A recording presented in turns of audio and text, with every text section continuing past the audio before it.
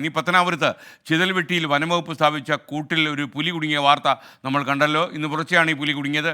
അവിടെ ഈ ചിതൽവെട്ടിയിൽ നമ്മുടെ അരുൺരാജ് എത്തിയിട്ടുണ്ട്. അരുൺരാജ് കൂടുതൽ വിവരങ്ങൾ നൽകും. അരുൺരാജ്, ഈ പുലി കുറച്ച് ദിവസങ്ങളിലായി അവിടെ നാട്ടുകാർക്ക് വലിയ ഭീതി ഉണ്ടാക്കിയിരുന്നു. ഇപ്പോൾ ഈ പുലി വനംവകുപ്പിൻ്റെ കൂട്ടിലായി. മറ്റു വിവരങ്ങൾ?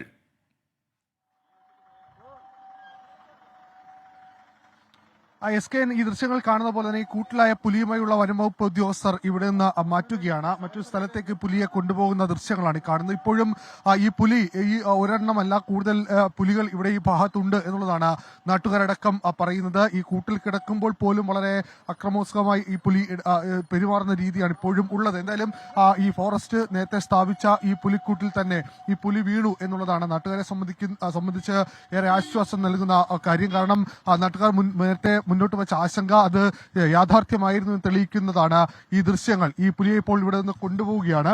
ഈ ദൃശ്യങ്ങൾ കാണുന്നത് പോലെ തന്നെ ഈ വനപാലകർ ഇവിടെ നിന്ന് ഈ പുലിയുമായി ഗവി ഭാഗത്തേക്കാണ് യാത്ര തിരിക്കുന്നത്. എന്തായാലും ഈ കാട്ടിലേക്ക് തന്നെ ഇന്ന് തന്നെ പുലിയെ തുറന്നുവിടും. പുലി പൂർണ്ണ ആരോഗ്യവാനാണ് എന്നുള്ളതാണ് നിലവിൽ ലഭിക്കുന്ന വിവരം.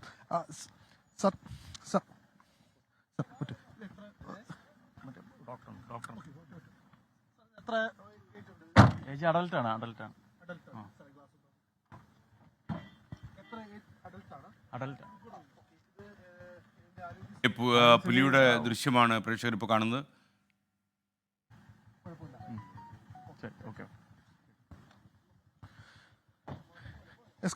പൂർണ്ണ ആരോഗ്യവാനാണ് ഈ പുലി എന്നുള്ളതാണ് നിലവിൽ ഈ ഡോക്ടർ തന്നെ വ്യക്തമാക്കുന്നത്. നിലവിൽ മറ്റു പ്രശ്നങ്ങളില്ല, തുറന്നുവിടാൻ പറ്റുന്ന സാഹചര്യമാണ്. അതിനാൽ തന്നെ ഈ പുലിയെ തുറന്നുവിടും എന്നുള്ളതാണ്.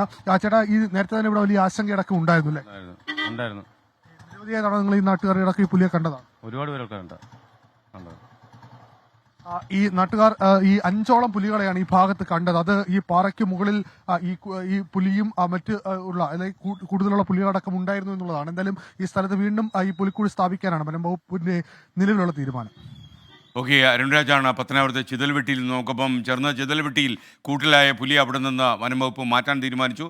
വാഹനത്തിൽ കൊണ്ടുപോകുന്ന ദൃശ്യം പ്രേക്ഷകരെ കാണിക്കുകയും ചെയ്തു.